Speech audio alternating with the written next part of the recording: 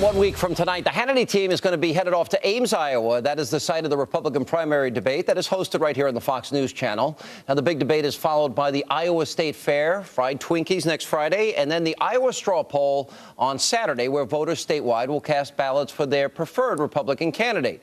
So who's going to come out on top, and could next week's showdown prove to be a make-or-break event for some of the GOP nominees? Joining me now, a man who has a lot on the line next week, and that is former Minnesota Governor, Republican presidential candidate Tim Pawlenty. Governor, welcome back, sir. Thank you, Sean. It's great to be with you. Now, some of your fellow candidates are promising me pork chops on sticks, fried Twinkies, let's see, Godfather's Pizza from Herman Cain. There's going to be a lot of food at that fair. Well, we're going to have at our Ames Straw Bowl booth a Dairy Queen Blizzard. So I know you like those, Sean. What's your favorite Blizzard? Well, great. I'm going to come back weighing 15 pounds I lost in the last 6 months. I'm going to gain back. All right. This is important. Obviously, you're nearby in Minnesota. This is only a straw poll. Big indicator historically. How important are you viewing the straw poll results? Well, I think it's the kickoff to the formal campaign season. There's a lot of preseason warm-ups, but this is going to be the start of the formal season, and I think we're going to do very well. I'm confident of that. The same straw poll is more of an organizational exercise than it is a random poll. But I think when my record continues to get out across Iowa and America of reducing spending and doing health care reform the right way with no individual mandates, no government takeovers, and appointing conservative justices and more, we're going to continue to get good momentum. And I think you'll see the first step of that in the straw poll next week. All right. There's been some back and forth between you and your fellow Minnesotan, that being Congresswoman Michelle Bachmann. What's going on? Well, we've had a couple of back and forth. I don't know that people are interested in the back and forth as much as they are. The country's in big trouble. The reason I'm running for president of the United States is because I believe I've got the results and the record and the skills and the values to lead it to a better place. And so I know with the economy dropping, the stock market dropping, President Bush, policies, something that President Obama continues to blame him on. My goodness, it's his economy. He's been president 3 years, and he is inept. And we've got to get this economy moving. And the proposals that I put forward for jobs and investment are the most specific, boldest, clearest of any candidate in the race, including the president. All right. So we see this, 9 out of 10 days now. We see a major drop in the stock market.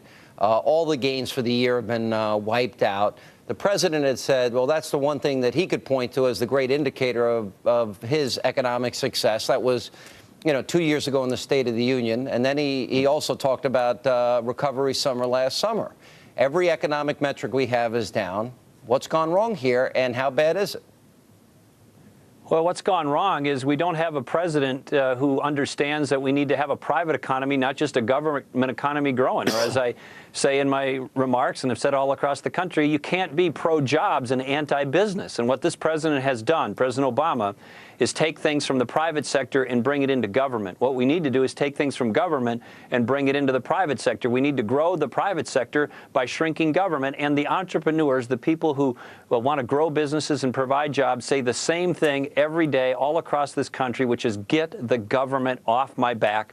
Yeah. Some talk about taxes, some talk about regulations, some talk about energy costs, some talk about Obamacare, but the message is all the same.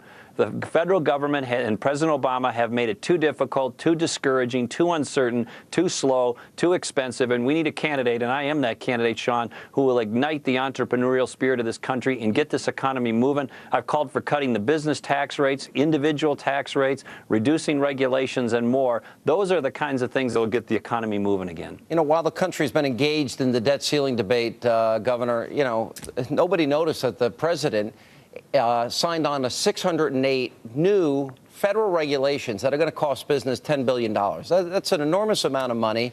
Certainly, it'll take away any incentive for those businesses to hire. I've been spending a lot of time during this debt ceiling debate talking about real solutions to balance the budget. I like cut, cap, and balance. I think that was a good plan. I thought the Ryan plan was a good start. I like the Mac plan a lot, the Mac Penny plan. Are you aware of the plan, and is it something you would sign on to? Well, I have my own plan. Gave it at the University of Chicago, Barack Obama's former employer. It's available at timpawlenty.com, but goes into great detail about what I would do as president to get this economy moving again in the short version. Sure. Cut the corporate rate from 35% to 15%. Take the individual rates from 6 down to 2. Eliminate all taxation on dividends, interest, capital gains, and the estate tax. Have a pro-American drill here, drill everywhere. Bring more energy to market to bring down costs. Energy plan. Repeal Obamacare. Fix Sarbanes-Oxley. Fix Dodd-Frank. And make sure we have a regulatory approach that's pro-jobs. And one of the things I've said in that regard is, let's have a sunset on all regulations. Let's also make sure that before regulations go into effect, there's a final up and down vote by Congress, so real people who have to bear the burdens of these regulations have one more crack at their elected representative before those regulations go into effect. Those are the kinds of things we need in the long run. And I know you support this, Sean. We got to have a constitutional amendment to balance the budget.